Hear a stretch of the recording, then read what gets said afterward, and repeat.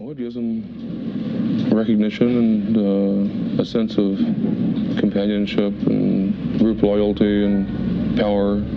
They get together and they can frighten people who might ordinarily frighten them. And especially now, they get, well, since the California Attorney General did an official report on them, they got a massive amount of attention and publicity, national publicity. They made the cover of the Saturday Evening Post, movies, you know, this book. And there'd be no other way for these people to do this without going out and, you know, doing something like the Boston Strangler or the Mad Bomber. It's an easy way to get what they can't get in the square one. It's a whole subculture of dropouts and washouts and people who just can't make it in this automated, you know, technological society.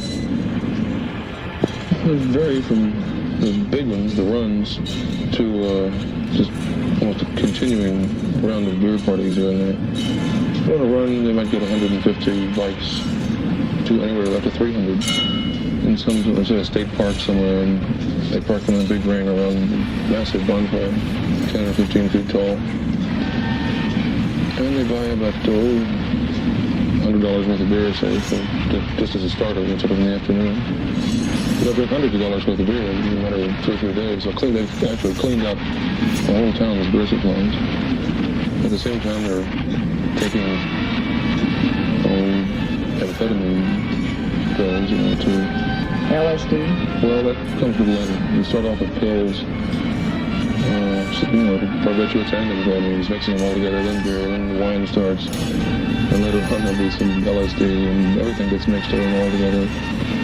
They try not to sleep. They get wilder and wilder, and they don't recognize each other, and we people begin to scream and whip on trees with chains. And it turns into sort of just a bedlam, you know. Well, I remember one reporter from the Los Angeles Times showed up one of them, and he showed up at noon after most people were wasted and still not asleep. He said it looked like Dante's Inferno. Are you sure you're going to be okay? I don't know.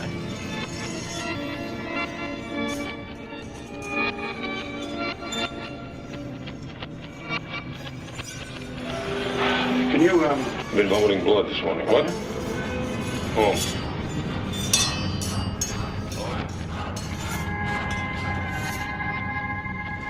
Playing around with it, obviously not. I don't recognize anyone anymore. Yeah. If I were to sit here in a fit of anger and you saw me eating acid, if I were I'd leave with all the equipment. That cranks it up. Oh yeah, he tried to kill me. Even worse. He has a deep hatred for me somewhere down in his soul. But it usually comes out like the drawing, just like that at sudden moments, you know, otherwise perfectly passive as though there's nothing wrong. I'm prepared to put up with any kind of insults that he might. Ralph is essentially greedy, he wants money. Yeah, see, that can be actively done on film and be interesting.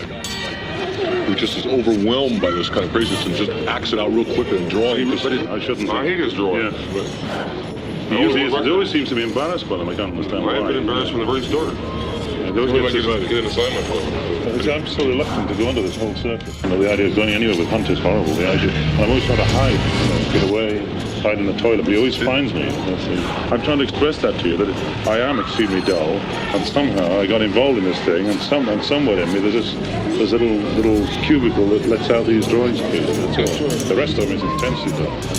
Over north for 6 years or so, had the run of the whole world. He could rent Switzerland. He could buy fleets of Danish boats. Even cynical, I think. Don't out the BBC. I think it's more fun than fiction created based on the reality. The reality is pretty simple, you know. But you express the idea that you remain like passive.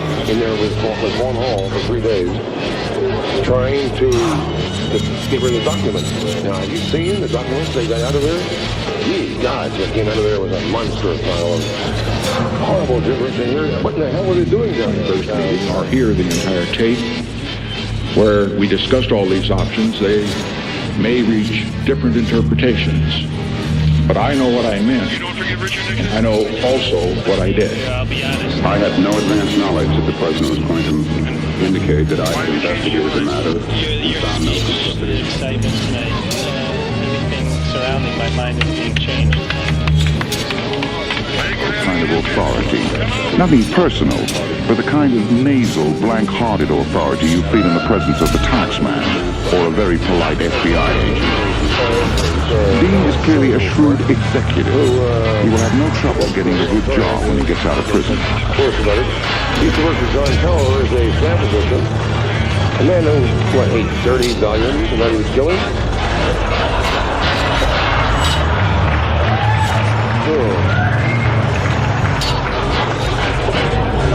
Jim Morrison ate 30 volumes for breakfast. It was a lame thing, but we have people who nobody here would drink with. You know, you wouldn't give them a ride in your car if they were hitchhikers and they got in and started saying, well, they're like, what are you doing, man? Where are you going? Well, I went to Washington. I'm the national security advisor. And,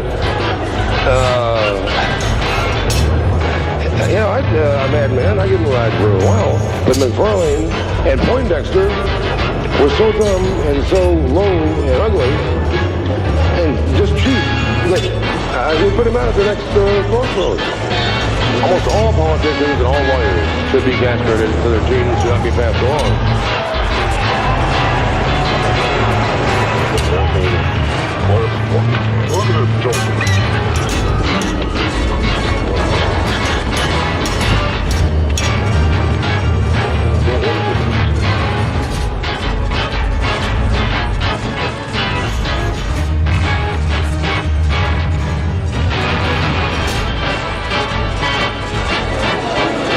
I tell you that people who grew up in this country want to be like firemen, cowboys, tips maybe, you know. But sure, but nobody grows up here wanting to be a comic strip character, do they?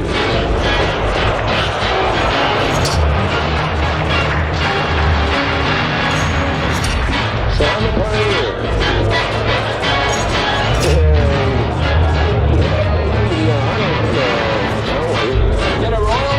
Hell no, that filthy little animal. Yeah, his parents sent him to Yale. They slaved at work. They were humble people.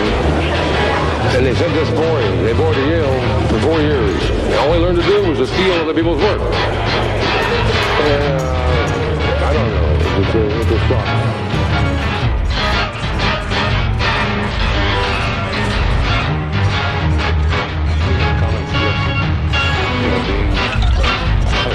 Like that, yes, in front of the camera, and we'll be on film on it. The way, when the water is without chlorophyll, and the whiskey kills would be the chlorophyll substitute. So every time we make a drink here, we put the ice, or drink in the ice, and then the whole thing into the glass. Giving the ice enough time to absorb the chlorophyll. I've not absorbed enough chlorophyll to get back to the drink. That's why I'm so healthy, folks. Can you really do that? Only under extreme pressure. Which I did then. Can we pressure you enough? I did that. But I'd like to ask you why you use drugs. Different drugs for different things. Right now, I think it's in my interest, in ours perhaps, maybe the interest of the greater good for me to smoke a joint and calm down. And it's obvious that you can't maintain a total duality of lifestyle to allow you to work as the managing editor, say, of the Utica Daily News, and also be the acid freak, somebody who steals airplanes at nights and gets zoomed over Pittsburgh and comes back and handles the lights. So if you get the drugs and you try to maintain any kind of functioning role in the society, yeah, they're going to be a factor. I give you a nice monument. After the cremation, we put the ashes in a canister and shoot it out the top of the fist over the valley, and up gets up about, say, 500 feet up, it explodes, and the ashes drift down all over here. And that's it. That's my funeral.